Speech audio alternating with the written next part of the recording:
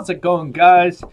Bringing you some content on how to level start a sorcerer in ESO. It's February 2019. Obviously, this game is far along, but wanted to create some content about those folks out there who are kind of unsure on the beginning of the game, or I hope for some experienced players watching this that you kind of find some tips from my experience that maybe help you or not. Let's create a little bit of feedback in the comments or something, and we could create a super source for the sorcerer. So a little bit about me. I've played 1,500 hours ish on Xbox. Sorcerer, Stamblade, I have Magplar, Stamplar, all of those. Restarted, got a gaming computer, so something capable of kind of producing these high-end graphics that you can get in ESO, and here we are. So it's like no painting the gilded lily, or gilding the lily, I guess would be the phrase. This game just kind of, when you start, whether you're new, whether you're old, it just throws you out there. It's kind of like, here's a 3-year-old, let's throw them in the huge sandbox, and this sandbox big enough that you can spend 1,000 hours and not really know you're doing it wrong. So foundation-wise, if you're a new player, there's tiers of gear. So you're going to get gray gear, white gear, green gear, blue gear, purple gear, yellow gear. Obviously, that is on a gradient that if it's gray, it's less valuable. It's not as statistically powerful as, say, yellow gear. But you'll find that the quality gear you're going to want down the road is always going to be at least green. You can always improve it. Technically you could take a gray item from gray to yellow, but that would be very costly. So, just be on the lookout. Blue is better than green. Purple's better than blue. Yellow's better than purple. So, that's a gradient here. If you've played MMORPGs, you're kind of familiar with the tier system of that. If you're starting out and you have the bag space, gather everything. You can use it, you can sell it, whatever. Just pick it up. You run into an herb, you run into an ore, you run into wood, or any of those clothing items, or just monster drops when you kill stuff. Pick it up. You could sell it. You could process it, refine it, and if you're in a guild, sell those refined items, especially the items that can improve different quality weapons, or their tempers and different things. So it's just a general thing. If you're brand new, cannot encourage you enough to immediately level your horse. You can level your horse one time every 20 hours. I would recommend doing it with speed. You can level speed, stamina, bag space. Don't be enticed by stamina and bag space. They are important, but speed is the big thing. Once you get to a point where you're kind of needing to get places, or if you're looking to do PvP in Cyrodiil, you're going to want that speed, because if not, it's going to take you an hour to get across the map, as opposed to, say, 15 minutes if you had a 60 speed. And 60 is the max, it's the cap of that speed, bag space, or stamina. So just saying, go to a stable master. You'll find them in the bigger towns, maybe not the starter towns, and that's kind of a misconception. So you're going to have to, go to a way shrine, port to, like if you're Aldmeri Dominion, it's Vocal Guard. If you're some of the other, like, I don't know, Ebonheart, it's probably that first, but literally look for your starter town. There's going to be a way shrine on your map. Go there. Daggerfall Covenant, I think, is Daggerfall. So, yeah, just a general tip. People don't really tell you. There are 3 types of general attack. So if I pick up any kind of weapon, sword, bow, staff, anything, dagger, you could do a light attack, which is just tap. You could do a medium attack, which is tap, hold, release, or a heavy attack, which is like a 3-second kind of hold on your weapon. You mean so light, medium, and heavy. You see the heavy charge? So the heavy attack restores the resource. So for a staff, you're going to restore some magicka if you're hitting someone. For anything else other than a staff, so bows, daggers, swords, everything, you do that hold 3 seconds, boom, you're going to get stamina back. And things scale off of that. So it's an important thing to remember. That's not really that intuitive unless you've looked it up. So, you know, I just want to throw that out there. Eventually, if you're getting serious about this game, you're going to want to be able to recognize what your player's doing, light attacks, medium, and heavy. And there's rotations that you're going to do. So a light attack is used to do what is called weaving or animation canceling. So if I could try to demonstrate, it's obviously easier with a target dummy. Like, I'm a sorcerer, obviously. You can do a weave. I mean, so you could get off technically 2 skills. There's no global cooldown, so you can tap. I mean, that's a bad example, but you know, just be aware that eventually you're going to want to look into being able to light attack skill, so there's not the big animation of the skill. You're laying a light attack in there instead, and you can kind of do like a rotation of like A, B, C, your skills, especially with the sorcerer. So obviously some classes have more complex rotation. Sorcerer is not one of them, which is why a lot of people are jaded about sorcerers, because it's a very high-end class that's welcome to all end-game content with not as complex skill as, say, doing a stamina nightblade in a trial at the end of the game. So that segues into, you have an ability to block, to dodge, to interrupt. Early on, I wouldn't worry about them because you can get away with it. And in a lot of the dungeons, trials, all that, you can get away with it. But as you continue to refine those abilities, those are things that will literally set you a tier apart from lower skilled players. So especially interrupting. Be cognizant of when you're leveling skills and stuff, when it says ability to interrupt a caster, especially the ability to do that long range. I mean, as a sorcerer, there's a destruction staff ability and there's a morph. You have a choice between one or two. Specific builds you'll tailor towards wanting to be able to do that distance interrupt, like Veteran Maelstrom Arena, for instance. But I mean, other times you won't need that. But just be aware, like the default setting to block. When you see somebody winding up on you, there's an animation. You block. You left click, right click. You can block that, and you can knock them off balance. And then there's a multiplier to do damage on that knocked off balance enemy. So I mean, it's something that will make you look like you know what you're doing. It's something that you'll refine. Try to get used to it. Don't overemphasize it. I added it in dodging because you can, I mean, if you're double tapping, if you're doing WASD, I mean, WASD being W, A, S, and D for your forward, left, backwards, right. You double tap one of those, you'll dodge roll in that direction, whatever button you're double tapping. You can miss enemies' attacks if you time it correctly. In some of the, especially the like add-on, like Shadows of the Hist, I'm thinking of, and some other things, like it's going to be mandatory to keep you from dying. But early on, it's something you just need to be aware of and practice at, and just continue to be aware of it. PvP, dodge rolling is an absolute necessity. You're going to want to maximize your ability to do that. You can do procs and different things off of that.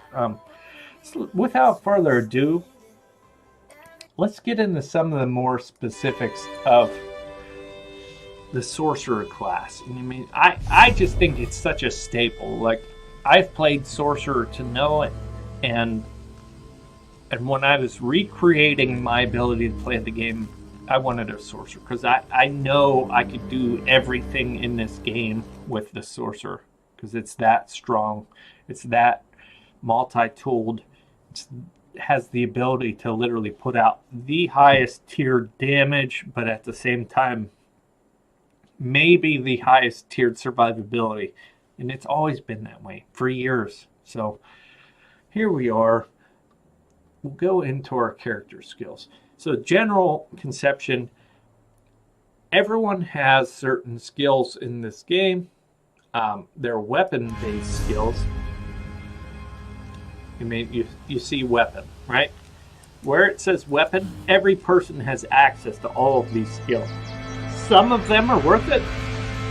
Some of them are not. Obviously, if you're a sorcerer, you have to make an early decision whether you're going to be magic-based, magicka, or stamina-based, stamina.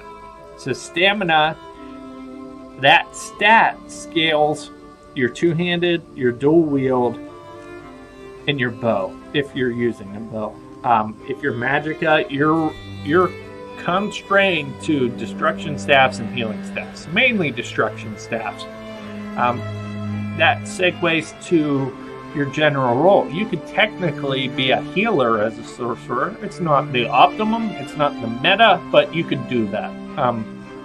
I'd recommend, and this will be tailored towards just being a damage dealer, someone with dual destruction staffs. So in the destruction staff, it's been this way for some time. This wall of elements, you lay this down. It's an area of effect spell. You can get procs off of everyone that walks in there. Proc being like just some random ability, like one of the bigger stacks early on, and I'm only like level 14, is a class-based skill. It's your dark magic crystal frag. C frags, if you see it, C frags, it procs. Like you deal magic damage, you have a random chance to cast a very powerful spell, insta-cast, less cost of your resources. So when you lay area of effect, boom, proc, boom. So yeah, I would just generally recommend early on, you want to have 1, 2, 3. I don't care what it is. You can always reset a skill. You can always go to the station and reassign these skill points. But bar 1, 2, or 3, you mean all of them? Because you're going to want to level them. When they're on your bar and you kill something, that class skill gets experience. When a weapon skill is on your bar and you kill something, it gets experience. So you're going to want one of these, whether or not you're even using the skill. Don't worry about a rotation. You'll kill stuff, stay alive, just keep leveling. But put these on there. As far as armor goes, if you're a magic sorcerer, you're going to want light armor. If you're a stamina sorcerer, you're going to be more tiered towards medium armor. That's just the way it works. At the same time, be aware that you want to kind of level light, medium, and heavy, because there are passive skills that you're going to encounter later on. When I say a passive skill, we'll demonstrate. Like, the biggest example is your racial skills. See, these are passive. They're not something that is on our bar that I'm actively purveying or attacking an enemy with, but it's a skill benefit. That's a passive skill. Armor is one of the biggest examples. See medium here, light here. You see a passive skill. Because I have put 2 skill points in this, I'm getting the benefit of that. Eventually, as you unlock everything, I don't even think I have the Undaunted yet. The Undaunted is one of the guilds. It's the dungeon raiding non-player character guilds that you'll encounter, and you'll want to do their dailies, you want to do their missions, but they'll give you a skill where you could get a huge stat bonus just by equipping light, medium, and heavy armor. So look out for that. There are also some PvP skills which this character has not unlocked. If you're stamina based, those are a lot more mandatory. There's some heals in there like Vigor and some other things that are going to require you go into Cyrodiil or other PvP, grind that out to unlock it, because it's kind of the master class or the best healing ability. As far as the Sorcerer goes, you're kind of more lenient on that. There are guild skills though, like the Mages Guild. Kind of makes sense. You're a Sorcerer, Mages. These can give you huge boosts. Mage Light is more of a PvP skill, but the passives offered by here, like, they're huge. Literally big, powerful way to do things. So you're going to encounter, as you explore Mage's books, you're going to want to collect those. Top priority. At the same time, some of these skills, particularly, some people use entropy. Like, if you know what a buff is or a debuff, there's a buff. You could, boom, here's a buff. Whatever the cast time is, you have 5 seconds, your stats are super powered. A debuff is something you cast on your enemy that kind of like, imagine you're stripping their chest piece away or de-arming them or different things. So in this game, there's a major buff and a minor buff, a major debuff and a minor debuff. They don't stack. You can't say cast 2 major buffs and 2 major debuffs. So you're only ever going to need one or the other. And preferably, if you can do all 4, you're going to beat everything. That's what a lot of these passive skills can enable you to do. Like when you cast something, boom, grants a major buff, a minor buff, a major debuff, and it just gives you a stat spike or it reduces the stats of your opponent. So keep that in mind.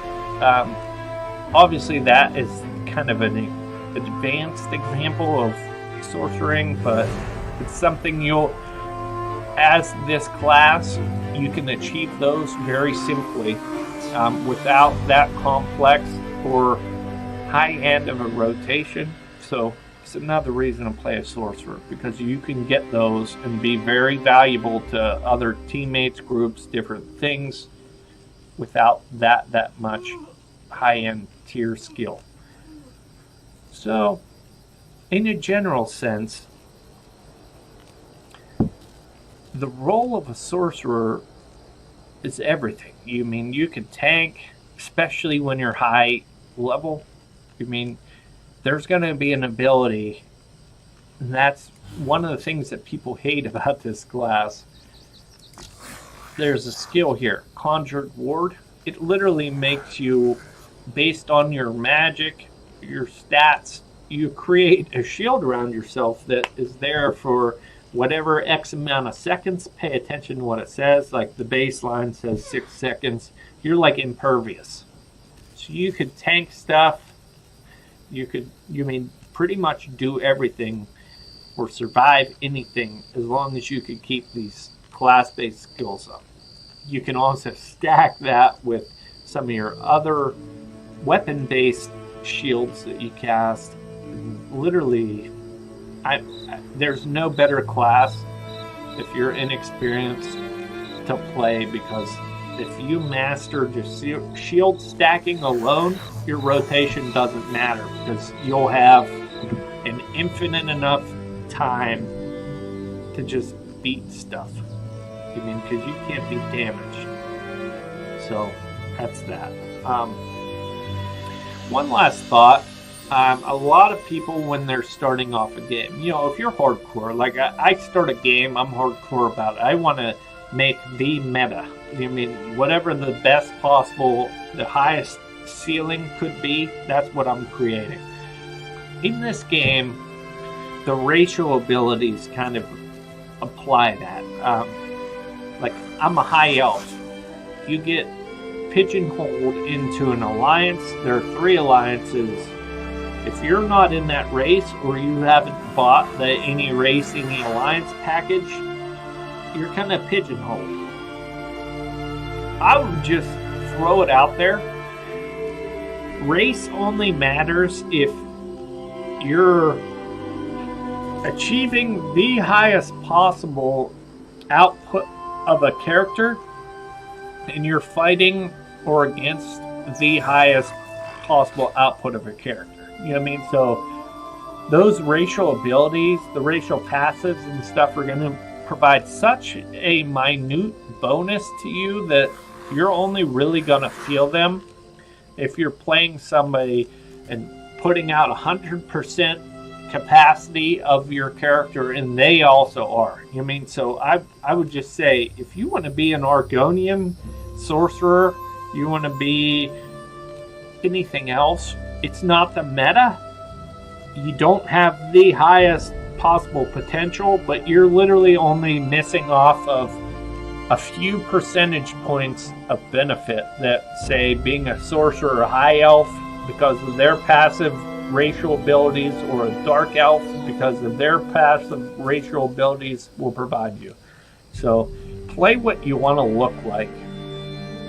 Odds are that meta, that extreme 100% output, the only difference is going to be if, one, you literally have perfect skill level and your opponent has perfect skill level, because your ability to play 99.9% of the time is going to overcome your opponent if you're playing PvP, not your racial ability.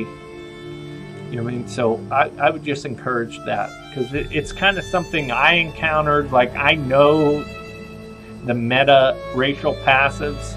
Like, if you're playing stamina, Red Guard was always a thing because it helps you to manage your resources, because they have slight racial buffs to that. I mean, High Elf is one of the best for Sorcerer, as is Dark Elf because of the damage output, as is Breton. Some people, it's all just a question of that literally 0.01% of how people can manipulate their skills. But just play what you want. Really, that's my general beginner thoughts. Just try and enjoy being a sorcerer, because it literally is the upper echelon class. I would say it's your bread and butter class. You can do anything. You want to wield a sword and a bow? Do Sorcerer, because you could put on these passive buffs that, I mean, you're almost unkillable. Especially if you're doing a magicka sorcerer. You could shield stack and, like, I don't know, you could put up with 45 people attacking you. If your shields and your magic and your gear, I mean, because all of those things, your skills, your gear, those are going to be your two biggest stat pools. The better they are, the stronger you are. So without further kind of watering it down, because you can go on, and I'll put out more content as I level this guy up. I'm happy to be playing Sorcerer again, but leave a comment, a like, a dislike if that's what you're into, subscribe, whatever. If you have any questions, feel free, let me know. I'm here, I'm enjoying this. Been to the mountaintop of the Sorcerer class. You could do everything with it. It's your bread and butter. Welcome to being a sorcerer, right? So, guys, have a good one. Thanks for watching. I hope you hung in there.